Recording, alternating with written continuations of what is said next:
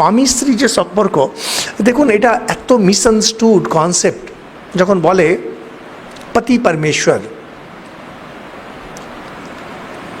এটা একটা বিরাট একটা ভুল ধারণা, যে যেন মেয়েদেরকে বন্ধনে দিয়ে বলছে তুমি এই স্বামীকে ঈশ্বর জ্ঞান করে তার দাসী হয়ে থাকো।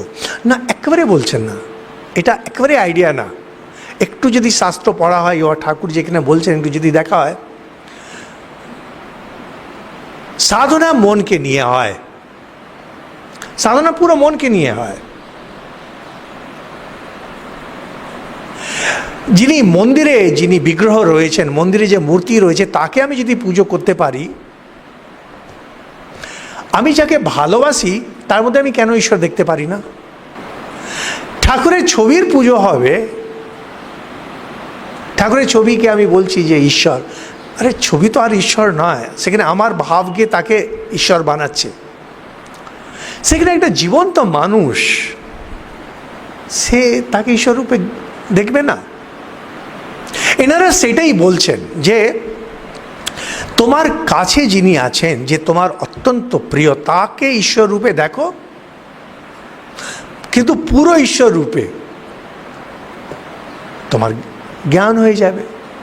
একজন স্ত্রী সে নিজের স্বামীকে যদি দেখে ওইভাবে, ইনি পরমেশ্বর, তাতেই তার হবে, সেইভাবে দেখবে, সেবা করবে। তো বলবেন আমি তো আমার স্বামীকে ঈশ্বর রূপে দেখবো, কিন্তু সে তো আমাকে দাসী রূপে দেখছে। এক্স্যাক্টলি এই জায়গাটায় সে প্রবলেমটা হয়।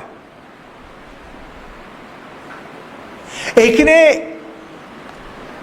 আপনার আত্মজ্ঞান উদ্দেশ্য না তাকে আত্মজ্ঞান করানো উদ্দেশ্য? কিছুতেই আমরা এইটা থেকে বেরোতে পারি না। এই যে ঠাকুর বলছেন, যদিও আমার গুরু সুরি বাড়ি যায়, তাও আমার গুরু নিত্যানন্দ রায়। কেন? আরে গুরু তো গোল্লায় গেল, সুরি বাড়ি যায়, গোল্লায় যাবে, ও তো গেল। উদ্দেশ্য তো আমি এখানে আছি, আমি মুক্তি পাওয়ার জন্যে। আমাদের সমস্যা সেটা না। আমাদের সমস্যা, আমরা যখন এই জিনিসগুলো আলোচনা হয়, প্রথমে ভাবি আমার লাভটা কি হবে, প্রথম আমি কি পাবো, আর দ্বিতীয় আমি তো করছি, সে তো মানছে না। বর্তমানকালে